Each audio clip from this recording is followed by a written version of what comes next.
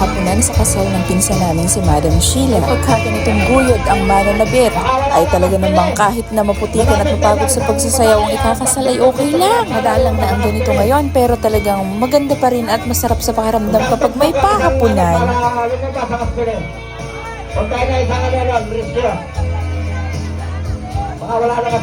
Akalain mong aspile o pin ang naubos dahil sa dami ng nasabit. Yan ay partido ng lalaki. O sa babae ang sabit ng kamag-anak ng lalaki. Ang anak naman ng babae ay syempre sa lalaki ang sabit. Sa ganitong okasyon talagang makikita natin yung suporta ng mga kaibigan natin, kamag-anak, kapamilya at ang katrabaho natin. Biruin mo, magbibigay ang bawat isa ng may pagkukusa, hindi kailangang pilitin pa. Hindi nakita na sa silang.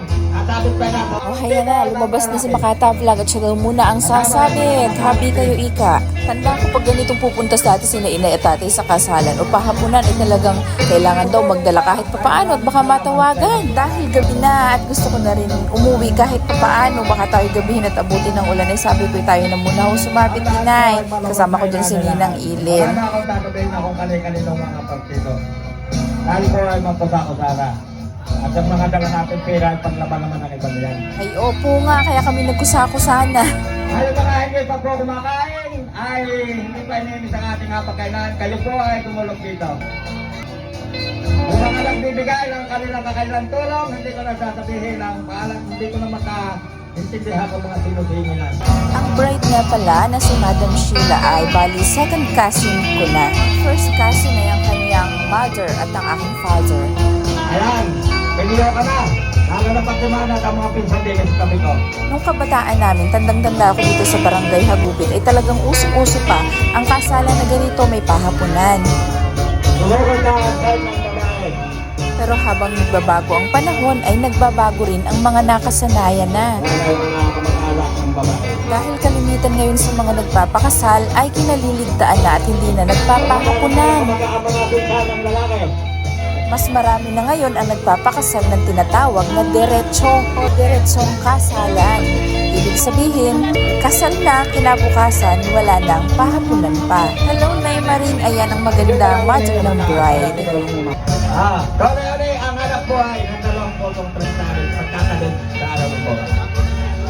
Yan, sasabit na ang dito. Ang isa pa sa nakatutuwa sa ganitong kasalan sa probinsya o sa hulo, alam niyo ba na kahit pagkalayo-layo naman ang kapitbahay ay talagang pagdating ng gabi at hapon na ganito ay arumdami ng tao. Para malungkot ang kapilit. Karaniwang may mga iniimbitahan nga rin mga dalaga at binata para sa sayawan. Nakatali kayo na balikat na baka magpapakira. Balikat na nakatali. Tigtagay.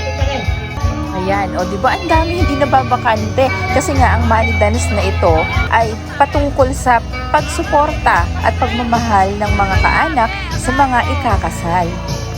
Ayan, ang lahat po ay malabas pang tinatawag ang pangmuli. Nagang makatiin na yan at nakaano sa loob na niyong gabi sa batok. Wala nang aspire. Magtatanggal na. Inilalagay na lang sa loob lang ng gabi. Ang tawag naman dito nung iba ay bayanihan. Oo nga naman kasi parang ginagawa itong paraan para mapagaan ang pinansyal na pangangailangan ng mag-asawa sa kanilang kasal. Bebe pa ng babol. Pagkatapos ng tuktok ay ano na. Ang kalasin ng dalawa. Kahit pa nga umulan ng malakas itong nakaraang gabi ay walang makakapigil o kahit pa bumao ng takong ni Madam Sheila at puti-puti ang sapatos ng groom. Kaya lang sound. Sandali lang rin at magpapapicture rin yung mga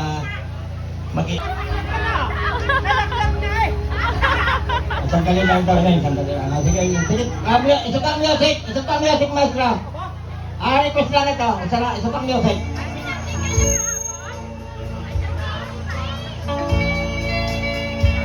At may token. Lahat po ay managandaan na nilahan na magbigay ng kanilang kakayalang tulong sa dalawang pusong pagtatalin sa araw ng bukas. Pasok! Oh!